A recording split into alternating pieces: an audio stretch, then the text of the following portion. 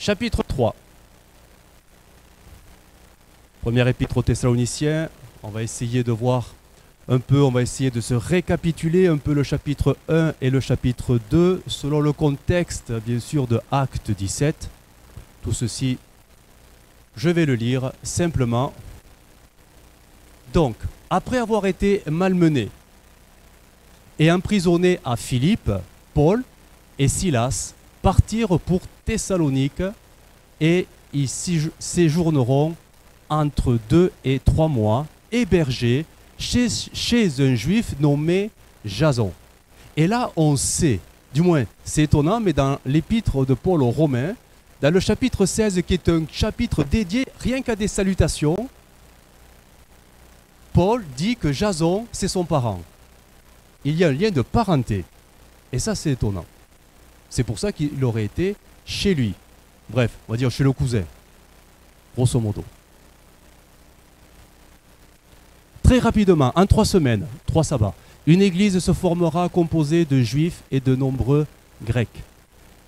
Aussitôt, la nouvelle se répand et la persécution se lève, obligeant Paul et Silas à fuir la ville, laissant ces nouveaux chrétiens à de terribles tribulations. Réfugié à Athènes, Paul enverra Timothée à Thessalonique pour prendre de leurs nouvelles. La foi des Thessaloniciens tient bon malgré les persécutions. Soucieux de leur sort, mais empêché de se déplacer jusqu'à eux, Paul écrira sa toute première lettre pour les féliciter, encourager à tenir bon parce que Jésus revient bientôt. Apprenant que leurs oreilles ont été salies par toutes sortes d'accusations et diffamations mensongères à son sujet, Paul les rassurera en se rappelant à leur bon souvenir de son amour fraternel sincère au milieu d'eux. On va revoir cette vidéo, cette bande dessinée, voilà, pour un peu se rappeler tout le contexte général. Chapitre 1 au chapitre 3, elle ne sera pas entière, donc 4 minutes. Voilà, c'est bon. C'est bon.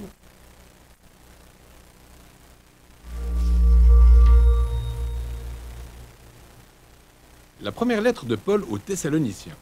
Il s'agit très probablement de la toute première lettre écrite par Paul, dont on retrouve le contexte d'ensemble dans le livre des Actes. Plus précisément, pendant la période où Paul et son compagnon Silas se sont rendus dans cette ville de la Grèce antique appelée Thessalonique. Après avoir passé seulement 1 mois à annoncer la bonne nouvelle de Jésus, un grand nombre de Juifs et de Grecs ont prêté allégeance à Jésus, constituant ainsi la toute première église de la ville. Mais les ennuis s'annonçaient. En déclarant Jésus ressuscité comme le véritable souverain régnant sur le monde, Paul a éveillé sans le vouloir les soupçons chez les autres peuples. Les chrétiens de Thessalonique se sont vus accusés de défier l'autorité de César, l'empereur romain, en déclarant Jésus comme roi. S'en est suivi une période de persécution d'une violence telle que Paul et Silas ont dû fuir la ville. Une séparation qui a été douloureuse pour eux, tellement ils étaient attachés à cette communauté. Cette lettre était donc pour Paul le moyen de reprendre contact avec les chrétiens de Thessalonique, surtout après que Timothée lui ait rapporté la force avec laquelle il gérait la situation et leur épanouissement malgré l'intensité des persécutions. Il a structuré cette lettre en 2 phases majeures. Dans la première, il les félicite pour leur fidélité à Jésus qu'il trouve exemplaire. Puis dans la seconde, il les incite à continuer de croître en tant que disciples de Jésus. Et le tout est délimité par 3 prières. La lettre s'ouvre sur une prière d'action de grâce. Les 2 phases sont reliées entre elles par une prière servant de transition. Et la lettre dans son ensemble s'achève sur une prière finale. La conception est magnifique. Paul commence par rendre grâce à Dieu et féliciter les Thessaloniciens pour leur foi, leur amour du prochain et l'espérance qu'ils ont en Jésus malgré les persécutions. Il poursuit en revenant sur leur conversion, le fait qu'auparavant, ils étaient des polythéistes idolâtres vivant dans une culture où chaque domaine de la vie était régi par des institutions et pratiques honorant les dieux grecs et romains. Il continue en racontant comment ils se sont tournés vers Dieu en se détournant des idoles pour servir le Dieu vivant et vrai et pour attendre que son Fils revienne du ciel. Mais dans une ville comme Thessalonique, prêter allégeance au Dieu créateur d'Israël et au roi Jésus impliquait un prix à payer. Se voir isolé de ses proches et affronter l'hostilité de sa famille. Mais pour les Thessaloniciens, l'amour incommensurable de Jésus qui est mort pour eux et l'espérance de son avènement valaient largement tous ses sacrifices. Paul revient ensuite sur sa mission à Thessalonique et les précieuses relations qu'il a tissées avec les membres de cette communauté. Et dans cette partie, ces métaphores décrivent les liens très étroits, car ils ont pris soin de lui comme de leur enfant, et en même temps, ils représentaient une figure paternelle ou maternelle pour eux. Il le dit en ces termes. Nous étions prêts à vous donner non seulement la bonne nouvelle de Dieu, mais aussi notre vie. Notre amour pour vous était devenu si grand. Paul nous rappelle ici que la base du leadership chrétien n'est pas une quête incessante de pouvoir et d'influence, mais qu'il se traduit par des relations saines et un cœur de serviteur. Il leur précise aussi n'avoir jamais demandé d'argent, car son seul but était de les aimer et les servir pour l'amour du Christ. Par la suite, Paul se met à analyser ces mêmes persécutions qui se perpétuent au fil du temps. Tout comme Jésus avait été rejeté et tué par son propre peuple, Paul se retrouve persécuté par ses frères juifs, exactement comme les Thessaloniciens subissent l'hostilité de leurs voisins grecs. Et bizarrement, Paul trouve du réconfort dans le fait que ces souffrances communes constituent leur manière de prendre part au message que Jésus a incarné par sa vie et sa mort. Paul exprime ensuite l'inquiétude qu'il a éprouvée en apprenant les difficultés que rencontraient les Thessaloniciens juste après sa fuite avec Silas. Il a donc envoyé Timothée pour le soutenir et prendre de leurs nouvelles. Mais à son agréable surprise, Timothée a découvert qu'ils avaient le moral au beau fixe. Ils demeuraient fidèles à Jésus, manifestaient leur amour pour Dieu et leur prochain. Et ils avaient autant envie de voir Paul que lui se languissait d'eux. Paul conclut donc en priant pour leur endurance. Le plus intéressant ici, c'est qu'il intègre dans sa prière les sujets qu'il abordera dans la deuxième moitié de la lettre. Il prie pour que Dieu fasse croître leur aptitude à aimer et leur donne la force de demeurer dans la sainteté, pendant que leur espérance reste focalisée sur le retour du roi Jésus. Alors, on écoute la lecture du chapitre. Ça dure 2 minutes.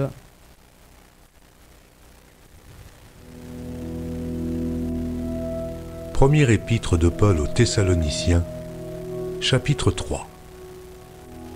C'est pourquoi, impatients que nous étions et nous décidant à rester seuls à Athènes, nous envoyâmes Timothée, notre frère, ministre de Dieu dans l'évangile de Christ, pour vous affermir et vous exhorter au sujet de votre foi, afin que personne ne fût ébranlé au milieu des tribulations présentes, car vous savez vous-même que nous sommes destinés à cela.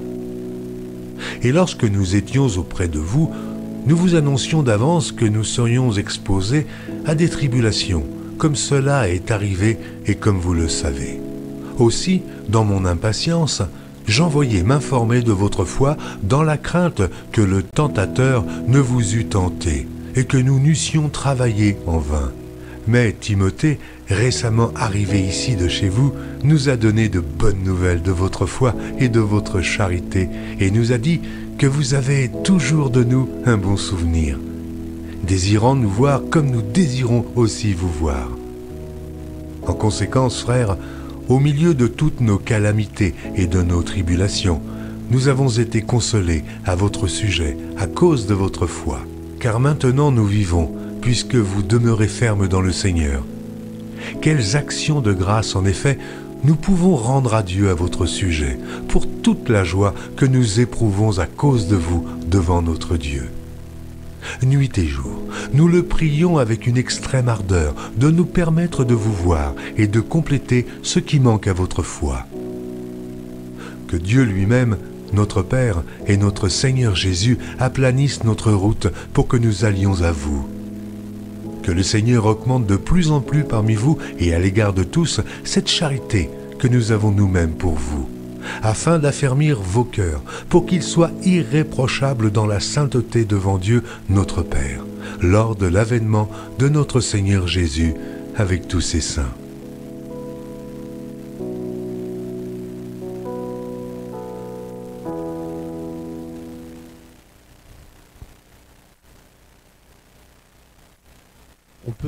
On peut allumer, voilà, s'il te plaît. Voilà, c'est un chapitre qui est assez court. Alors, voici les questions qui le concernent. En fait, c'est les mêmes. C'est la même structure de questions. Hein. Quelles sont les craintes de Paul dans ce chapitre 3 ? Quelles sont les craintes de Paul dans ce chapitre 3 ? La deuxième, quelles sont les 3 prières de Paul en faveur ou pour les Thessaloniciens ? 3 prières. Il fait 3 prières précises en leur faveur. Et la troisième question,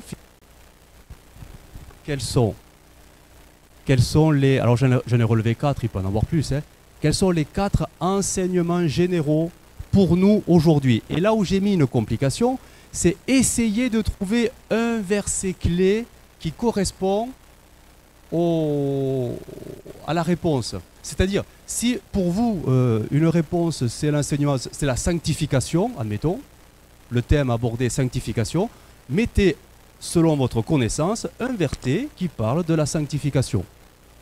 Alors, on essaie de voir cela assez rapidement. Donc, quelles sont les craintes de Paul?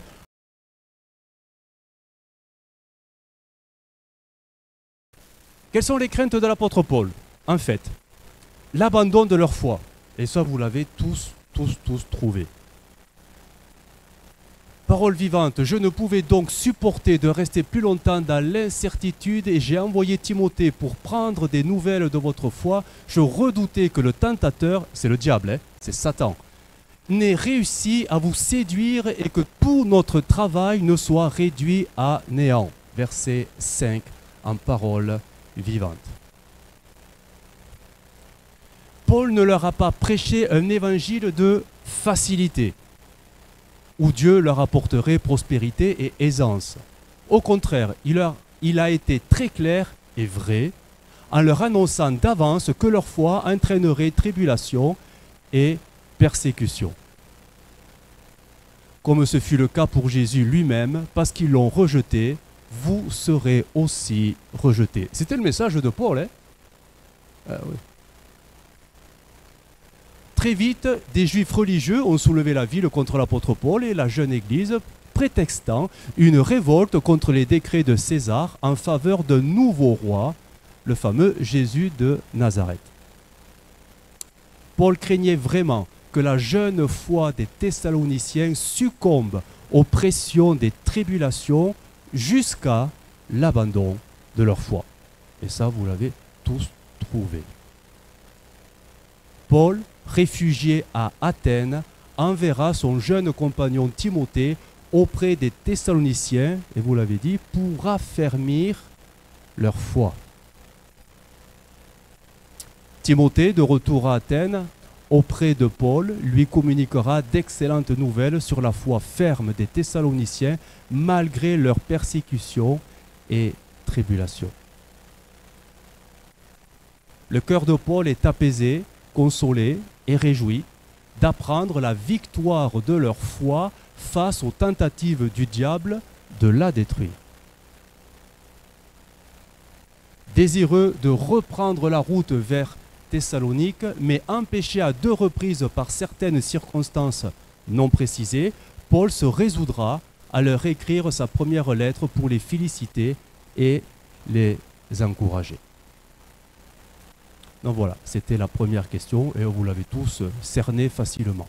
Quelles sont les 3 prières de Paul pour les Thessaloniciens? Premier sujet de prière. Une ouverture pour les revoir. Vous l'avez trouvé, vous l'avez dit. Verset 10. Nuit et jour, nous le prions avec une extrême ardeur de nous permettre de vous voir et de compléter ce qui manque à votre foi. Que Dieu, verset 11, que Dieu lui-même, notre Père et notre Seigneur Jésus, aplanisse notre route pour que nous allions vers vous. Malgré 2 tentatives échouées attribuées à Satan, Paul persévère dans sa prière, nuit et jour avec une extrême ardeur, à demander qu'une porte s'ouvre pour retourner à Thessalonique. La porte ne s'ouvrira finalement jamais, même. Paul devra attendre son 3e voyage missionnaire, soit donc à peu près 5 ans environ, pour revenir à Thessalonique, et là on est dans Acte 20.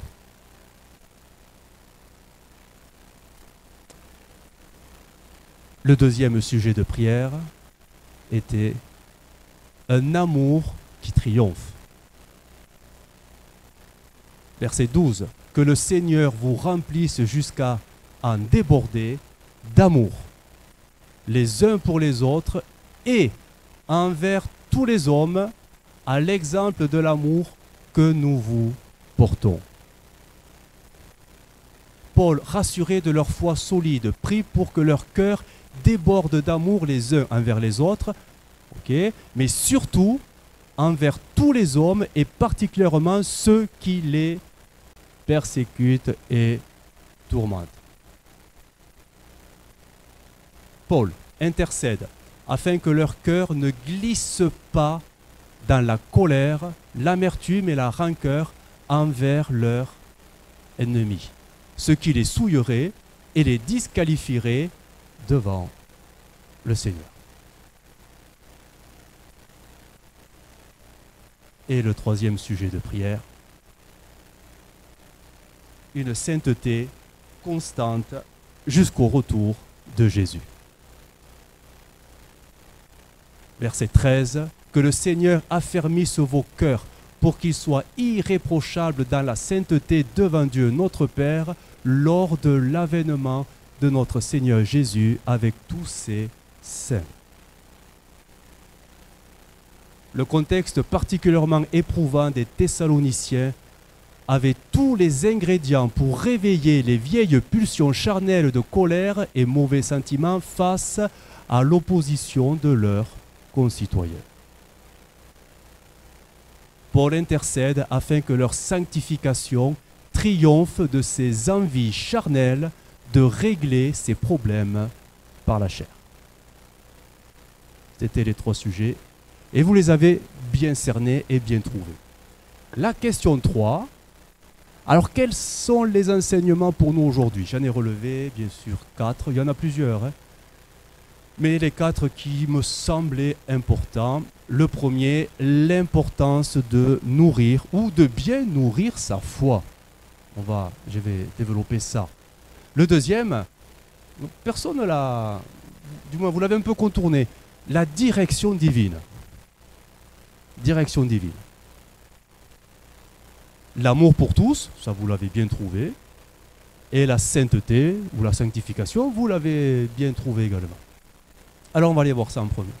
Le premier, l'importance de nourrir sa foi. Un verset. Il y en a tellement, j'ai mis celui-là, mais on peut en mettre tellement. Ainsi la foi vient de ce qu'on entend, et ce qu'on entend vient de la parole de Christ. C'est un verset parmi tant d'autres, mais qui nous parle de l'importance de nourrir sa foi pour qu'elle soit de plus en plus solide. Verset 2 et verset 3 de Paroles vivantes des Thessaloniciens. Vous envoyez notre frère Timothée, il devait vous affermir et vous encourager à demeurer ferme dans la foi, afin que personne ne se laisse troubler par l'épreuve et qu'aucun ne vienne à vaciller dans les difficultés présentes par lesquelles vous passez. Timothée a été envoyé pour les fortifier, encourager à ne surtout pas baisser les bras à cause de leur tribulation. Il est venu nourrir leur foi pour l'affermir face aux persécutions qui pourraient les amener à abandonner. Alors, là on va maintenant essayer de transposer un peu ça pour nous, parce que finalement ça nous concerne tous, parce qu'on est tous de la même nature, tous pareils. Matthieu 26, veillez et priez pour ne pas céder à la tentation. L'esprit de l'homme est plein de bonne volonté, mais la nature humaine est bien faible. Personne ne veut souffrir et personne n'aime souffrir, même pour la meilleure des causes, Jésus. Ça, qu'on le veuille ou non, c'est une vérité. C'est une vérité qui nous rattrapera. On a beau se cacher la face, personne ne veut souffrir même pour Jésus. C'est pas vrai. Marc 4, 17. Ils n'ont pas de racines en eux-mêmes, ils manquent de persistance et dès que survient une tribulation ou une persécution à cause de la parole, ils y trouvent une occasion de chute. C'est tellement vrai, hein? Combien on ne voit plus dans l'église parce qu'ils ont des contextes de vie tellement difficiles qui préfèrent ne plus venir à l'église. C'est comme ça. Et comme ça. Les grandes déclarations de Pierre, rappelez-vous, Luc 22. Je suis prêt à aller avec toi et en prison et à l'amour. Et à la mort. Et Jésus dit, Pierre, je te le dis, le coq ne chantera pas aujourd'hui que tu n'aies nié 3 fois de me connaître. Et on sait très bien comment ça s'est passé. Face à la souffrance et aux pressions de la vie, notre foi se révèle, malgré nous, dans toutes ses faiblesses. Les épreuves, les difficultés et les contrariétés mettront toujours en lumière la véritable nature de notre foi. Ça, c'est malgré nous, hein. C'est parce que notre foi est si fragile que nous avons constamment besoin de bien la nourrir.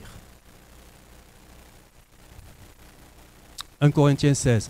Veillez, demeurez fermes dans la foi, soyez des hommes, fortifiez-vous.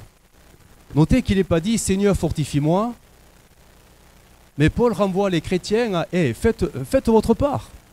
Fortifiez-vous dans le Seigneur. C'est pour ça qu'il y a tant de faiblesses au milieu de nous. Parce qu'on ne le fait pas. Éphésiens 6. Au reste, fortifiez-vous dans le Seigneur et par sa force toute puissante. Le chrétien doit nourrir sa foi au travers de son culte personnel, sa communion personnelle avec le Seigneur et ses lectures personnelles quotidiennes de la Bible, bien évidemment. Acte 14, fortifiant l'esprit des disciples, les exhortant à persévérer dans la foi et disant que c'est par beaucoup de tribulations qu'il nous faut entrer dans le royaume de Dieu. Acte 15. Il parcourut la Syrie et la Cilicie, fortifiant les églises. Acte 18. Paul se mit en route et parcourut successivement la Galatie et la Phrygie, fortifiant tous les disciples. Mais le Nouveau Testament présente les églises locales, et là c'est, écoutez bien, parce que c'est la première chose qu'on néglige dès que ça ne va pas. Présente les églises locales comme des lieux fortifiants pour les chrétiens réunis autour de la parole et célébrer le nom de Jésus ensemble. Et qu'est-ce qui se passe dès que ça ne va pas? Première chose qu'on ne fait plus, c'est de ne plus aller à l'église. Alors que c'est censé être un lieu fortifiant. Hébreux 10. Ne prenons pas comme certains l'habitude de délaisser nos réunions. Au contraire, soutenons-nous mutuellement et encourageons-nous dans la foi, d'autant plus sérieusement que vous voyez se rapprocher le grand jour du retour du Seigneur.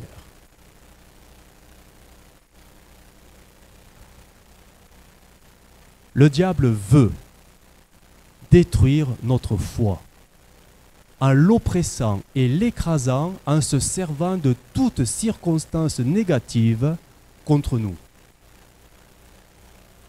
La Bible nous prévient et met en garde contre ces souffrances inévitables. Jean 16, je vous ai dit ces choses afin que vous ayez la paix à moi. Vous aurez des tribulations dans le monde, mais prenez courage, j'ai vaincu le monde.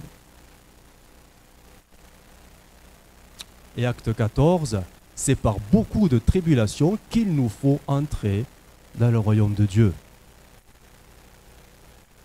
1 Pierre 4, puisque le Christ a souffert dans son corps, vous aussi, armez-vous de la même disposition d'esprit. Notre responsabilité, prendre le plus grand soin de notre foi, en la nourrissant sans cesse, jour après jour. Je ne sais pas si on comprend. On est tous d'accord avec ça, hein? Mais on ne le vit pas tous. C'est étonnant. Étonnant quand même. Notre responsabilité, prendre le plus grand soin de notre foi à la nourrissant sans cesse jour après jour. Là, on ne parle pas d'un programme d'église. On parle de ce que tu dois faire tous les jours. Luc 18, quand le Fils de l'homme viendra, trouvera-t-il la foi sur la terre?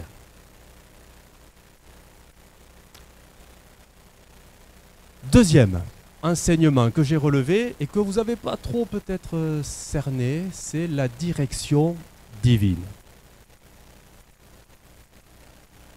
Proverbe 19, il y a dans le cœur de l'homme beaucoup de projets, mais c'est le dessein de l'Éternel qui s'accomplit. Verset 10, 11, parole de vie. Nuit et jour, dira l'apôtre Paul, voici ce que nous lui demandons avec force, qu'il nous permette de vous revoir, que Dieu lui-même nous ouvre la route pour aller jusqu'à vous. Ça paraît une bonne prière, mais Dieu dit non, et ça on ne comprend pas. Parce qu'ils ont prié, hein, ils se sont acharnés, ils ont persévéré, avec ardeur, nuit et jour.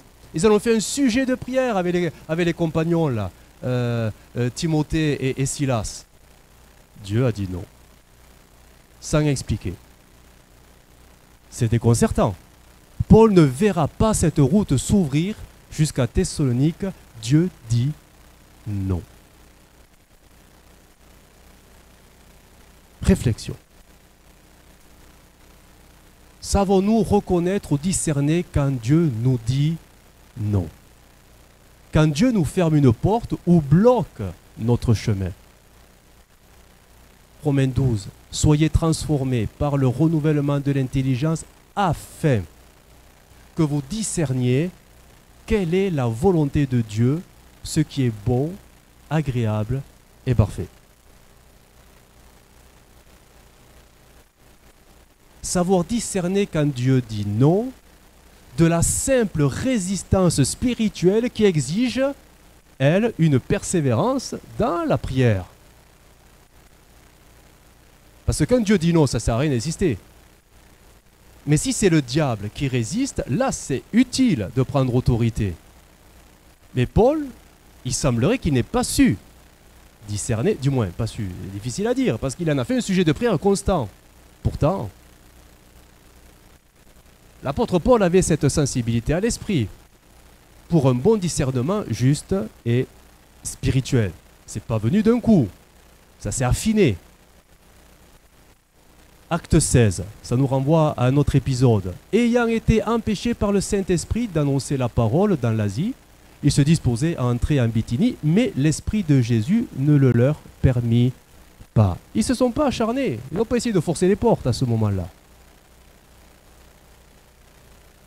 Dans 1 Thessaloniciens 2, nous avons voulu aller chez vous, moi, Paul, je l'ai tenté à une et même 2 reprises, mais Satan nous en a empêchés. Autant dans l'un, c'est le Saint-Esprit, autant dans l'autre, c'est Satan.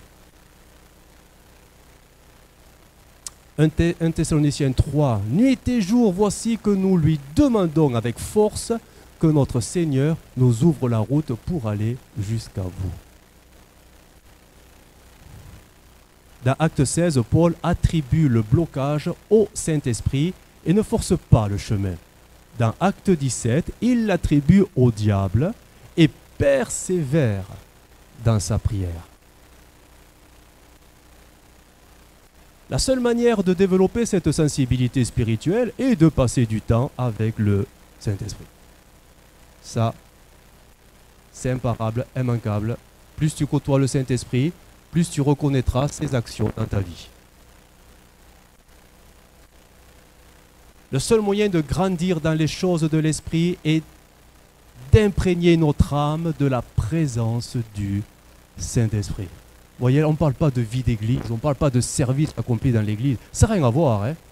C'est ta communion personnelle tous les jours avec le Saint-Esprit qui fera que tu grandiras dans la sensibilité au Saint-Esprit. Le seul moyen d'avoir un regard et un jugement spirituel est de dépendre totalement et entièrement de l'Esprit pour le laisser diriger nos vies. 1 Corinthiens 2, l'homme spirituel, au contraire, juge de tout. Et il n'est lui-même jugé par personne. Parole vivante, sur le même verset, l'homme spirituel est capable de tout comprendre et approfondir. Il sait apprécier les faits et les idées à leur juste valeur et peut se former un jugement équitable sur tout. Il sait discerner les circonstances et les situations. Donc il ne s'opposera pas à ce que l'esprit veut faire avec lui, même si ce que l'esprit veut faire avec lui n'est pas forcément ce qu'il, lui, il a dans sa tête. Et c'est là que bien souvent on s'est opposé au Saint-Esprit parce que nous, on avait nos idées. Et le Saint-Esprit voulait nous mener ailleurs, mais on a résisté. Sans s'en rendre compte, on l'a attristé et on l'a peiné. Le troisième enseignement, l'amour pour tous. Galates 5,14, toute la loi est accomplie dans une seule parole, celle-ci, tu aimeras ton prochain comme toi-même. Ton prochain, ce n'est pas que ton frère et ta sœur, ou ton pasteur, hein. C'est tout le monde. Verset 12, parole vivante. Que le Seigneur remplisse vos cœurs d'un amour sans cesse croissant et rayonnant envers vos frères. Jusqu'ici, on peut se dire, ouais, c'est encore, ok, on veut bien, on va y travailler. Comme envers tout le monde, c'est-à-dire tous les autres. Déjà que s'aimer les uns les autres dans l'Église est parfois, alors j'ai mis entre guillemets, hein, ça dépend des situations et des personnes, mais ça peut être compliqué quand même, hein, à vivre. Alors aimer tous les autres jusqu'à nos ennemis peut sembler, au regard de quelques-uns, comme impossible. Matthieu 5, vous avez appris qu'il a été dit, tu aimeras ton prochain et tu haïras ton ennemi, mais moi je vous dis, aimez vos ennemis, bénissez ceux qui vous maudissent, faites du bien à ceux qui vous haïssent et priez pour ceux qui vous maltraitent et qui vous persécutent, afin que vous soyez fils de votre Père qui est dans les cieux.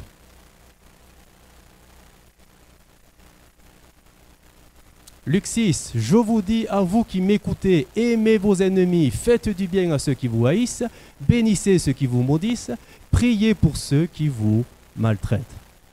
Ça, on n'a pas envie de le faire, hein? Luc 6, aimez vos ennemis, faites du bien et prêtez sans rien espérer, et votre récompense sera grande, et vous serez fils du Très-Haut, car il est bon pour les ingrats et pour les méchants. C'est dur à entendre, hein? Les gens ne méritent pas la grâce de Dieu, ils sont si méchants. Romains 12, bénissez ceux qui vous persécutent, bénissez et ne maudissez pas. Si ton ennemi a faim, donne-lui à manger, et s'il a soif, donne-lui à boire. Ça, on n'a pas envie. 1 Pierre 3, ne rendez point mal pour mal ou injure pour injure, bénissez au contraire, car c'est à cela que vous avez été appelés afin d'hériter la bénédiction. Aimer ses ennemis, alors là écoutez bien, aimer ses ennemis ne se limite pas à simplement à pardonner pour s'éviter rancœur et amertume envers eux. Mais de les aimer, hélas, c'est ça que la Bible nous dit de faire, mais de les aimer par des actes bienveillants en leur faveur. Parfois, on se cache derrière un pardon pour garder son cœur de mauvaises choses. Mais il n'y a pas les actes bienveillants qui vont avec. Réflexion. Quel comportement en cas de violence subie ou d'extorsion? Ça peut arriver. Luc 6, si quelqu'un te frappe sur une joue, présente-lui aussi l'autre. Et si quelqu'un prend ton manteau, ne l'empêche pas de prendre encore ta tunique. Romains 12, Ne rendez à personne le mal pour le mal, efforcez-vous de faire le bien devant tous les hommes. Je relis, efforcez-vous de faire le bien devant tous les hommes, pas les chrétiens ou l'église ou le pasteur. Ne vous vengez pas vous-même. L'amour sera la meilleure arme qui désarmera les méchants. L'amour ne doit pas s'arrêter, l'amour ne doit pas s'arrêter à une forme de non-violence passive pour subir, mais s'exprimer dans une démonstration de bienveillance authentique. Ça, je le relis parce que c'est quand même quelque chose qu'on ne veut pas faire.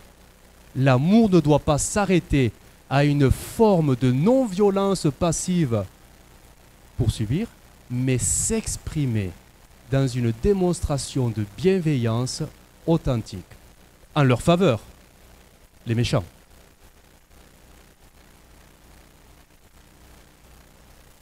« 1 Pierre 2.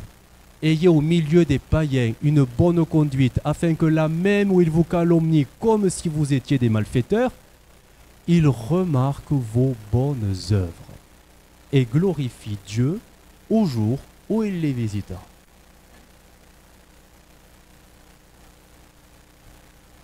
Et on en arrive au dernier point, qui est la sainteté, et ce n'est pas le moindre. Hébreux 12, 14, recherchez la paix avec tous et la sanctification, sans laquelle personne ne verra le Seigneur. C'est un verset qu'on connaît tous. Voici le verset 12 qui en parle, parole vivante, que le Seigneur affermisse vos cœurs pour qu'ils soient irréprochables dans la sainteté devant Dieu notre Père, lors de l'avènement de notre Seigneur Jésus avec tous ses saints. Si la foi en Christ ressuscité nous sauve de tous nos péchés, la sanctification nous maintient dans le salut tant que la sainteté devient notre vie nouvelle. C'est clair, hein? C'est pas parce que tu crois que tu es sauvé, mais c'est parce que tu vis la sainteté, qui est la démonstration de ta foi, que tu restes dans le salut.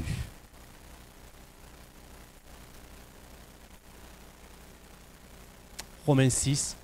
De même donc, vous avez livré vos membres comme esclaves à l'impureté et à l'iniquité, pour arriver à l'iniquité. Ainsi maintenant, livrez vos membres comme esclaves à la justice, pour arriver à la sainteté. Donc on sent bien que c'est une action volontaire. On ne subit pas la sainteté, on la recherche. Romains 6, maintenant étant affranchis du péché et devenus esclaves de Dieu, vous avez pour fruit la sainteté et pour fin la vie éternelle. Éphésiens 4, c'est en Christ que vous avez été instruits à vous dépouiller du vieil homme et à revêtir l'homme nouveau, créé selon Dieu, dans une justice et une sainteté que produit la vérité. Pas de commentaire.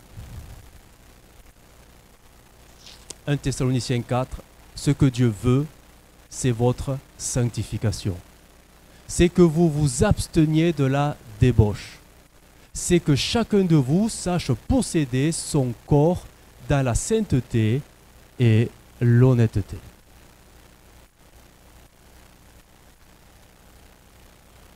« 1 Thessaloniciens 4, car Dieu ne nous a pas appelés à l'impureté, mais à la sanctification. »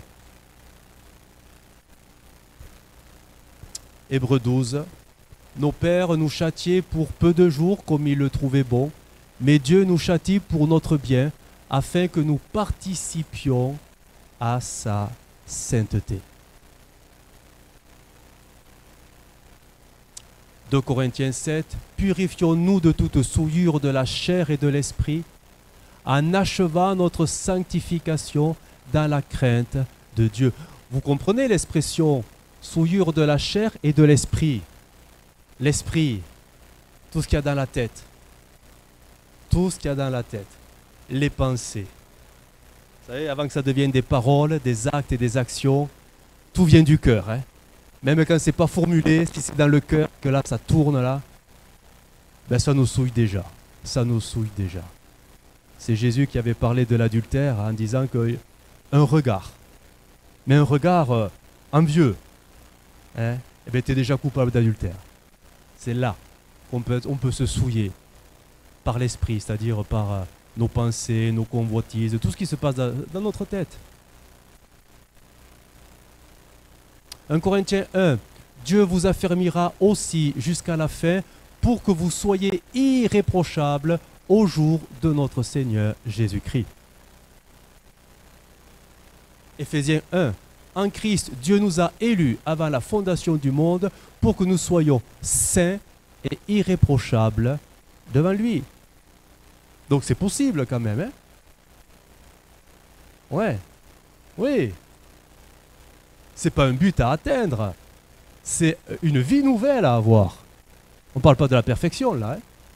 Mais être saint, c'est à la portée de tous ceux qui vivent la repentance et la conversion, hein? Et qui s'y tiennent.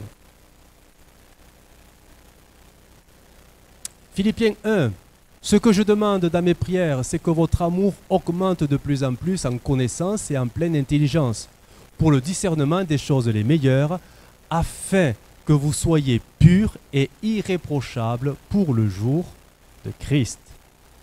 Pur. Pureté. Philippiens 2, afin que vous soyez irréprochables et purs, des enfants de Dieu irréprochables au milieu d'une génération perverse et corrompue, parmi laquelle vous brillez comme des flambeaux dans le monde.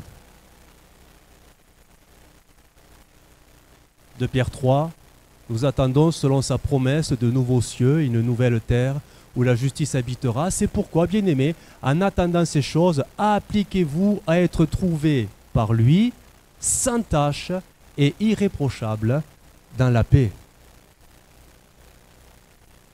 Voyez, tous ces textes que je suis en train de vous lire, on les connaît tellement qu'ils ne nous font plus rien. Ils n'inspirent en nous parfois plus aucune crainte. La crainte d'un manque de sanctification. Tellement on est habitué à lire et relire ces textes. La sainteté par la sanctification n'est pas une option dans la vie chrétienne, mais un impératif du royaume de Dieu pour ne pas être disqualifié du salut. Tu peux avoir une vie d'église parfaite, tu peux avoir le meilleur des services dans l'église, tu peux avoir même prêché et exercer les dons, fait tout ce que... Bref, tout, si dans ton cœur il y a le péché, le ciel ne s'ouvrira pas. Impossible. Impossible.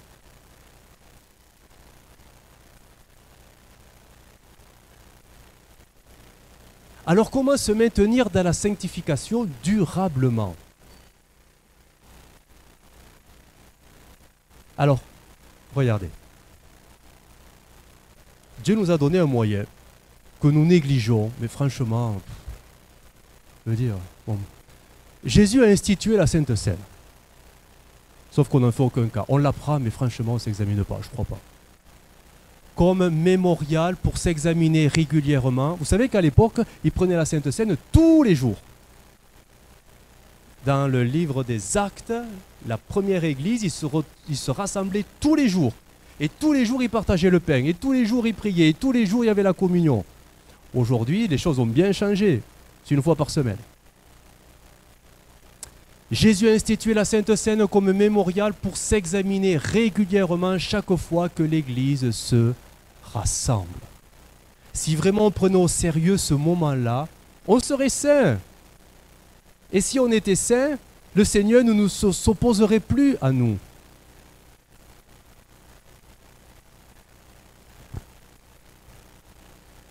« 1 Corinthiens 11.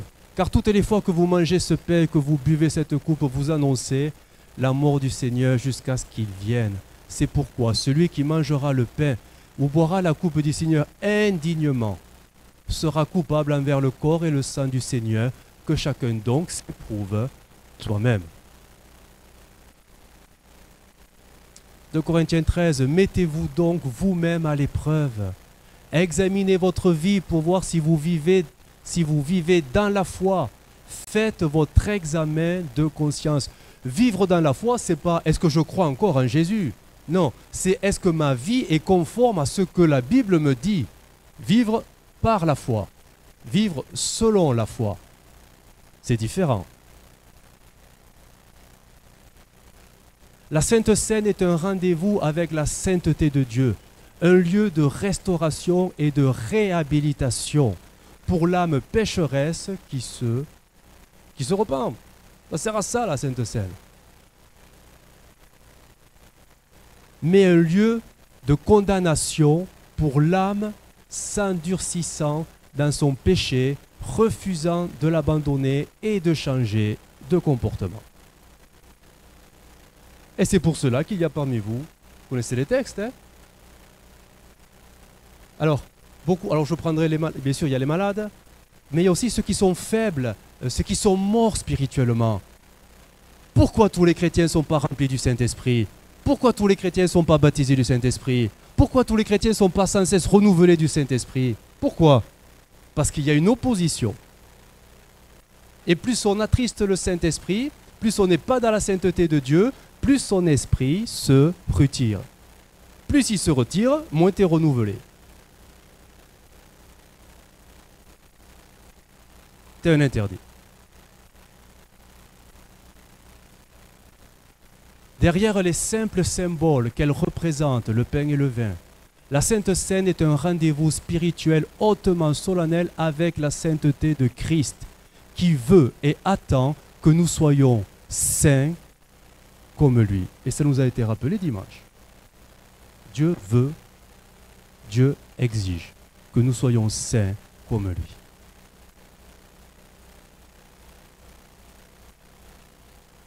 Pierre 1. Comme des enfants obéissants, ne vous conformez pas aux convoitises que vous aviez autrefois, mais puisque celui qui vous a appelé est saint, vous aussi soyez saints dans toute votre conduite. Selon qu'il est écrit, vous serez saints car je suis saint. Vivre dans la sainteté exige d'authentiques et régulières remises en question. Vivre dans la sainteté exige, et c'est ça qu'on ne veut pas, ou qu'on n'est pas prêt à faire ou à payer, exige des sacrifices, des renoncements et des abandons de tous ceux qui souillent notre marche. Et ça, on ne veut pas. Parce qu'on est attaché, parce que ça nous plaît, parce que c'est nous, parce que... Voilà quoi. Mais il n'y a pas de sainteté sans sacrifice. Il n'y a pas de sainteté sans prix payé. Il n'y a pas de sainteté sans coupure. Jésus l'a dit d'une manière très brutale. Si ton œil est pour toi une occasion de chute, arrache-le, parce qu'il vaut mieux que tu sois borgne ici-bas et que tu rentres dans le royaume de Dieu. Hein. Si ta main est une occasion de chute, tu la coupes. On comprend que c'est des images, mais pour montrer le côté radical de la sanctification. Et nous, parfois, on flirte avec le péché, le compromis.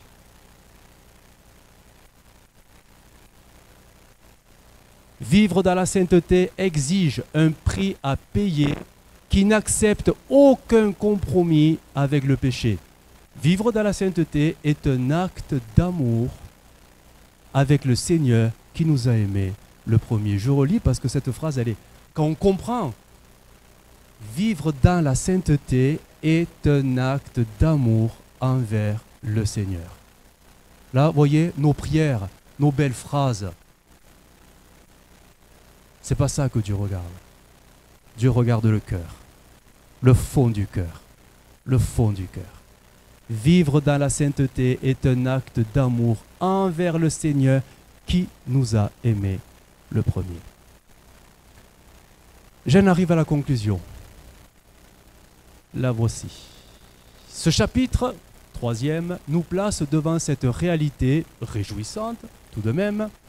Rien ni personne ne peut détruire notre foi si ce n'est notre propre négligence et démission. Eh oui. Eh oui. Rien, même pas le diable, ni personne, ne peut détruire notre foi parce que j'en prends soin et parce que je paye le prix, si ce n'est ma propre négligence et démission. 2 Timothée 4, je crois qu'il avait été cité même ce verset par quelques-uns. J'ai combattu le bon combat, j'ai achevé la course, j'ai gardé, j'ai pris soin, j'ai pris grand soin de ma foi. Je l'ai nourrie, je l'ai protégée, je l'ai préservée, je l'ai protégée. J'ai gardé la foi. Et on verra à la rentrée le chapitre 4 de la première aux Thessaloniciens. On va prier le Seigneur. Notre Dieu, nous te bénissons. Te bénissons pour ta parole. Seigneur, nous la lisons parfois si vite que nous passons à côté des richesses qu'elle veut nous enseigner. Seigneur, je prie que le Saint-Esprit puisse maintenant graver ces paroles, cet enseignement, ces vérités, Seigneur, si importants. Seigneur, qu'ils puissent être gravés sur nos cœurs de chair, parce que tu les as transformés, nos cœurs, et combien tu veux y mettre toute la plénitude de ton Saint-Esprit pour que notre marche soit le reflet de ta gloire et de ton amour. Seigneur, aide-nous. Aide-nous à vivre la dimension de tes Écritures. Aide-nous à vivre la profondeur de ta parole. Aide-nous à vivre une vie qui te glorifie. Seigneur, oui, change-nous. Transforme-nous. Que le Saint-Esprit ouvre nos yeux et s'il le fallait, qu'il nous convainque de péché, afin que nous puissions abandonner ce péché qui se colle à notre âme ou à nos corps. Seigneur, libère-nous de nous-mêmes et que le Saint-Esprit nous aide et nous transporte dans ton royaume pour vivre ton royaume ici-bas sur terre en fils et en filles du Dieu Tout-Puissant. Notre Dieu, aide-nous parce que nous avons besoin de toi. Merci Jésus. Amen.